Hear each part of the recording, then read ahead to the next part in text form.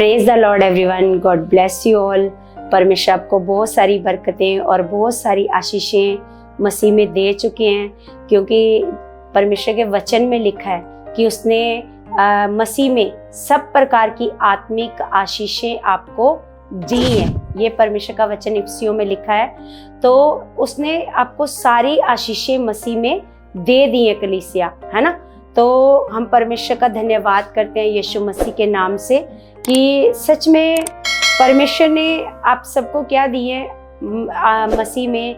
देखो, परमेश्वर का वचन कहता है कि अब जो हम हैं, अब परमेश्वर ने हम लोगों को चुना और परमेश्वर ने हमें क्या किया है, संसार से क्या कर लिया, अब अलग कर लिया। परमेश्वर का वचन कहता है कि प्रभु यीशु मसीह ने कहा कि अब तुम संसार के नहीं हो। अब तुम अगर तुम संसार के होते तो संसार तुमसे क्या नहीं करता, बैर नहीं करता। जैसे हम देखते हैं कलीसिया यूहन्ना की पुस्तक में, यूहन्ना की पुस्तक 15 अध्याय लिखा, 15 का 18 में लिखा है,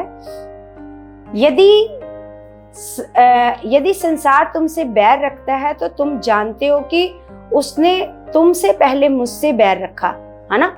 तो और लिखा है कि यदि तुम संसार के होते तो संसार अपनों से प्रेम रखता, परंतु इस कारण कि तुम संसार के नहीं वरन मैंने तुम्हें संसार में से चुन लिया है, इसीलिए संसार तुमसे बैर रखता है ना। हम देखते हैं कि मसीह लोगों के साथ संसार क्या करता है, ऐसे बैर रखता है। तो प्रभु ने कहा कि उन्होंने क्या किया है, पहले मुझसे भी ऐसे क्या किया है, मुझसे उन्होंने बैर किया, तो अगर मुझसे किया तो वो तुमसे भी क्या करेंगे, बैर रखेंगे ना। तो लिखा, जो बात मैंने तुमसे कही थी, दास अपने स्वामी से बड़ा नहीं होता, उसको याद रखो। यदि उन्होंने मुझे सताया तो तुम्हें भी सताएंगे, यदि उन्होंने मेरी बात मानी तो तुम्हारी भी मानेंगे, परंतु ये सब कुछ वे मेरे नाम के कारण तुम्हारे साथ करेंगे, क्योंकि वे मेरे भेजने वाले को नहीं जानते। यदि मैं ना आता और उनसे बातें ना करता तो वे पापी ना ठहरते, परंतु अब उन्हें उनके पाप के लिए कोई बहाना नहीं। जो मुझसे बैर रखता है वह मेरे पिता से भी बैर रखता है। यदि मैं उनमें वे काम ना करता जो और किसी ने नहीं किए तो वे पापी नहीं ठहरते, परंतु अब तो उन्होंने मुझे और मेरे पिता दोनों को देखा और दोनों से बैर किया। ये इसलिए हुआ कि वचन पूरा हो जो उनकी व्यवस्था में लिखा है, उन्होंने मुझसे व्यर्थ बैर किया। परंतु जब वह सहायक आएगा जिसे मैं तुम्हारे पास पिता की ओर से भेजूंगा, अर्थात सत्य का आत्मा जो पिता की ओर से निकलता है, वो मेरी गवाही देगा और तुम भी मेरे गवाह हो, क्योंकि तुम आरंभ से मेरे साथ रहे हो। तो यहाँ पर परमेश्वर का वचन कहता है कि तुम संसार के नहीं हो, है ना। तुम्हें मैंने संसार से क्या कर लिया है, ऐसे चुन लिया है ना। तो उन्होंने अगर मुझसे बैर किया, क्योंकि वो बैर इसलिए करते हैं मेरे नाम के कारण। तो यहाँ पर प्रभु यीशु मसीह कहते हैं, अगर मैं ना आया होता, इनके बीच में काम ना किए होते, तो इनको तो पता ही नहीं होता कौन परमेश्वर है, कौन प्रभु है। लेकिन अब मैं इनके बीच में आया हूँ और मैंने अपने पिता के कामों को इनके बीच में दिखाया है, लेकिन ये फिर भी पिता पर भरोसा नहीं करते। इन्होंने क्या किया, परमेश्वर से भी बैर किया और मुझसे भी क्या किया, बैर। इसलिए तुमसे भी ये क्या करते हैं, बैर करते हैं। तो कलीसिया हम जानते हैं कि हमें परमेश्वर ने संसार में से ऐसे चुन लिया है, हमें अलग कर लिया है। हमें परमेश्वर ने अलग करके ऐसे क्या ठहराया है, हम देखते हैं पतरस की किताब में। पतरस की किताब में हम देखते हैं, हाँ, लिखा है, पर तुम एक चुना हुआ वंश और राजपदधारी याजकों का समाज। हमें परमेश्वर ने चुन करके क्या बनाया है, हम ऐसे नहीं कि हम चुने हैं तो सिर्फ सताव है हमारे जीवन में, लेकिन परमेश्वर का वचन कहता है तुम एक चुना हुआ वंश और राजपदधारी याजकों का समाज और पवित्र लोग और परमेश्वर की निज प्रजा हो, इसलिए कि जिसने तुम्हें अंधकार में से अपनी अद्भुत ज्योति में बुलाया है, उसके गुण प्रकट करो। तुम पहले तो कुछ भी नहीं थे, पर अब परमेश्वर की प्रजा हो। तुम पर दया नहीं हुई थी, पर अब तुम पर दया हुई है।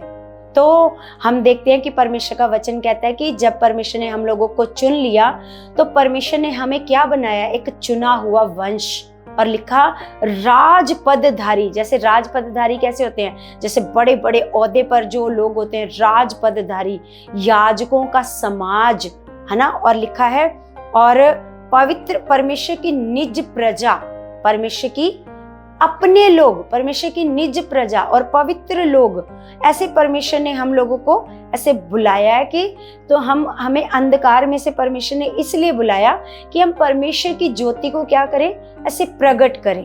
तो कलीसिया, मैं आपको ये कहना चाहती हूँ, जैसे परमेश्वर कहता है कि हमें परमेश्वर ने ऐसे बुलाया है ना, हमें किस लिए बुलाया है, हमें संसार से चुन करके परमेश्वर ने किस लिए अलग किया है कि हम परमेश्वर के गुणों को क्या करें, से प्रकट करें। लेकिन कलीसिया, हम देखते हैं कि हम पहले एक वचन और पढ़ते हैं, फिर उसके बाद मैं आपको ऐसे क्लियर करती हूँ। हम रोमियो की पुस्तक में जाते हैं कलीसिया,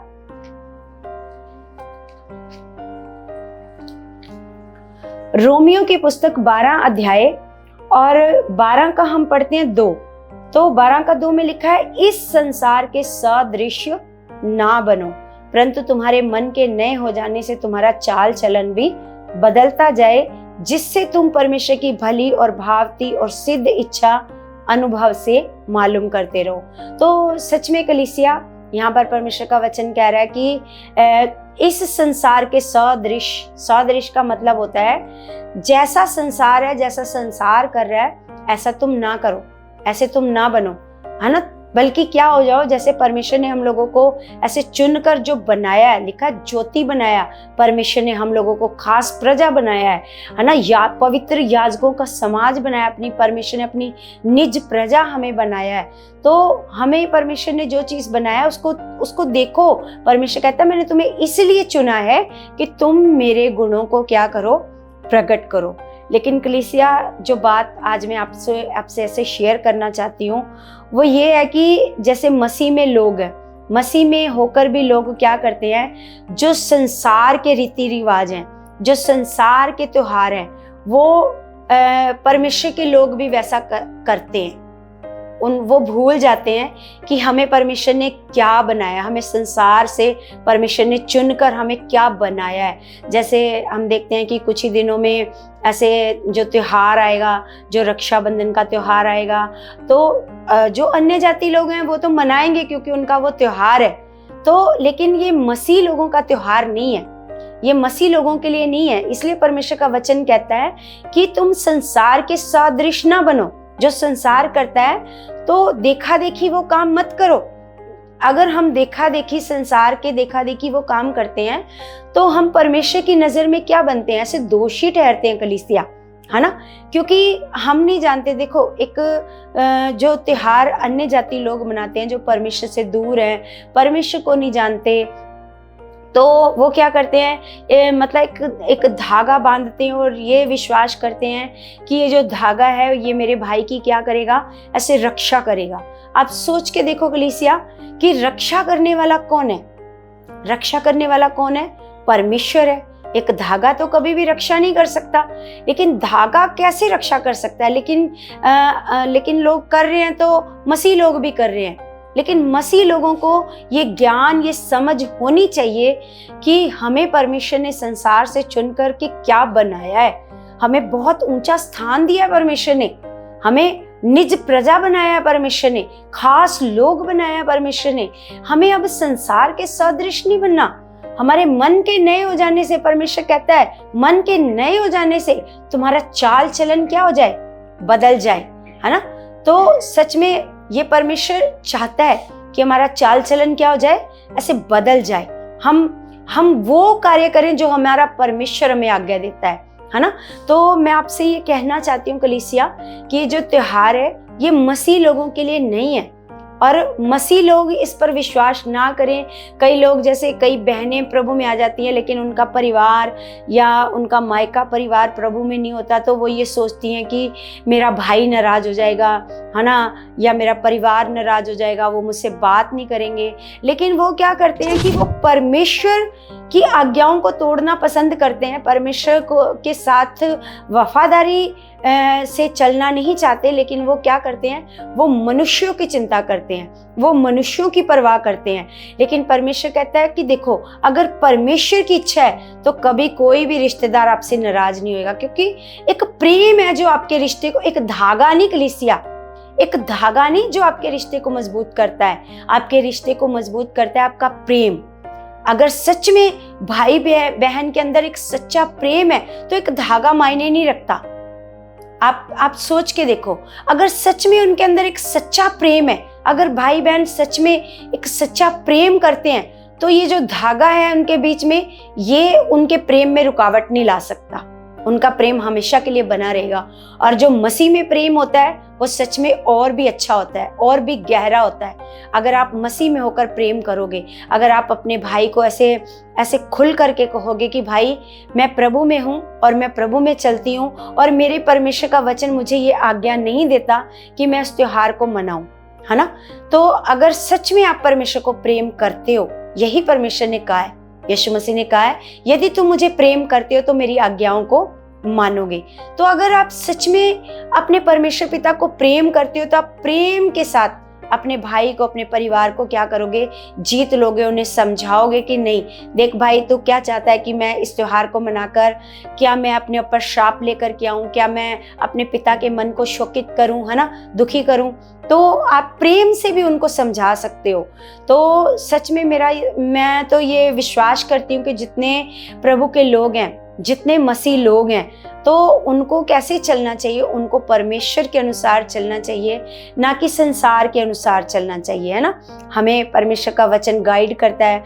और देखो कलीसिया, जब मान लो कभी आपके भाई के ऊपर, मान लो ऐसा ना हो, कभी किसी के भाई के ऊपर कोई हालात हो, कभी ऐसे मुसीबत हो, दुख हो, तो अगर मतलब उसने परमेश्वर की आज्ञा को तोड़ा है, तो फिर उसके बाद वो परमेश्वर के पास जाएगी कि परमेश्वर आप मेरे भाई की रक्षा करो, मदद करो। तो हो सकता है कि परमेश्वर ना करे, लेकिन सच में अगर उसने आज्ञा मानी है तो वो अगर एक ही बार में कहेगी कि परमेश्वर जी मेरा भाई इस मुसीबत में है, इस हालात में है, तो परमेश्वर जी आप मेरे भाई की मदद करो, तो धागा नहीं रक्षा कर सकता, लेकिन हमारा जिंदा परमेश्वर क्या कर सकता है, मदद कर सकता है कलीसिया।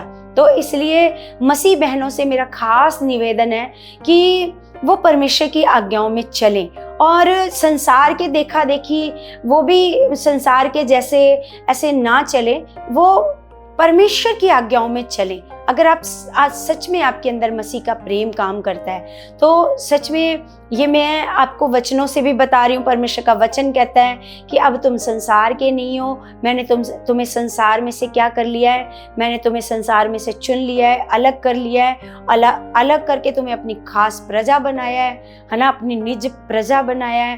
तो सच में कलीसिया, जो काम हमारे लिए परमेश्वर कर सकता है वो कोई नहीं कर सकता, कोई आकर हमारी रक्षा नहीं कर सकता। अगर आपका भाई आपसे वादा करता है कि ठीक है तू मेरे हाथ पर धागा बांधती है तो मैं तेरी रक्षा का वचन लेता हूँ, मैं हमेशा तेरी रक्षा करूंगा, तो सोच के देखो कलीसिया, जब आप कभी किसी हालात में होंगे तो क्या आपका भाई तो क्या एक मनुष्य है, मनुष्य वो क्या कर सकता है, वो कुछ नहीं कर सकता, लेकिन हमारा परमेश्वर सब कुछ कर सकता है ना। तो इसलिए अपनी आशा किस पर रखो, हमेशा अपने परमेश्वर पर रखो, क्योंकि परमेश्वर का वचन कहता है कि मतलब श्रापित है वो मनुष्य जो किसी मनुष्य पर भरोसा रखता है ना, उसको परमेश्वर क्या कहता है, वो श्रापित है। और परमेश्वर का वचन कहता है वो धन्य है जिसका भरोसा किसके ऊपर है, यहोवा के ऊपर है। तो कलीसिया, हम लोगों को अपना भरोसा किस पर रखना है, अपने परमेश्वर पर रखना है, अपने पिता पर रखना है, क्योंकि हर जगह परमेश्वर हमारे साथ साथ रहता है, ना कि हमारे भाई बहन हमारे साथ साथ रहते हैं। कौन रहता है हमारे साथ साथ, हमारा पिता। उसने हमसे कहा है कि मत डर, मैं तेरे साथ हूँ, मैं तेरी मदद करूंगा, तेरी रक्षा करूंगा, तुझे संभाल करके रखूंगा। ये पिता ने हमसे वादा किया, हमारे परमेश्वर ने हमसे वादा किया है, तो वो तो सर्वशक्तिमान है, वो अपने वादे को निभाने में सच्चा परमेश्वर है, वो निभाता है अपना वादा। जब भी कभी हमारे ऊपर कोई कष्ट आता है, दुख आता है, तो वो तुरंत आकर खड़ा हो जाता है हमारा परमेश्वर। सच में कलीसिया, इसलिए मनुष्यों को खुश करने वाले ना बनो, किसको प्रसन्न करो? अपने परमेश्वर को प्रसन्न करो, और परमेश्वर को प्रसन्न करके वो आशीषें लो जो परमेश्वर ने आपके लिए रखी हैं, वो बरकतें लो जो परमेश्वर ने आपके लिए रखी हैं। तो कलीसिया, मेरा विश्वास है कि जो मसीह बहनें हैं उन तक ये ऐसे मतलब ये मैसेज पहुंच चुका है, और मेरा विश्वास है कि मसीह बहनों को खास करके ये समझ आ चुकी है कि नहीं, हमें परमेश्वर की आज्ञाओं को नहीं तोड़ना, और हमें कैसे चलना है, हमें अपने पिता परमेश्वर के अनुसार चलना है, और खास करके आपने अपने भाइयों को, अपने परिवार को प्रेम से जीत लेना है। पहले जा कर के आप उनके साथ समय बिता करके आओ। अगर आप खुशी खुशी जा रहे हो, मिठाई भी लेकर के जा सकते हो अपने भाइयों के पास, है ना। तो उनको प्यार से आप समझा के आ जाओ कि अब मैंने अपने पिता को जान लिया है, मैंने प्रभु को जान लिया है, तो मेरे पिता का वचन मुझे ये ऐसे करने की अनुमति नहीं देता है, तो मैं आपसे ऐसे क्षमा मांगती हूँ इस चीज़ के लिए ना। तो हो सकता है वो आपकी बातों को ऐसे समझते हैं, और मेरा विश्वास है क्योंकि परमेश्वर का वचन कहता है प्रेम से सब कुछ ऐसे हो सकता है ना।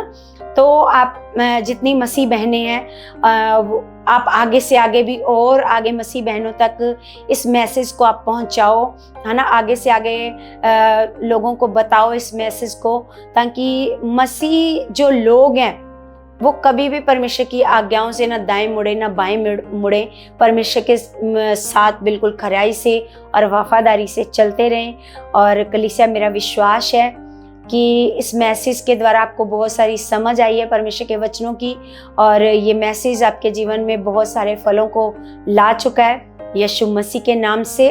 और कलीसिया, आपने हमारे चैनल को सब्सक्राइब करना है, लाइक करना है और शेयर करना है। आगे से आगे आपने इस मैसेज को पहुंचाना है, और मेरा विश्वास है आपके ऐसा करने से परमेश्वर आपको बहुत सारा ब्लेस कर चुके हैं, बहुत सारी आशीषें आपको दे चुके हैं, क्योंकि ये आप सेवा कर रहे हो परमेश्वर की, ना।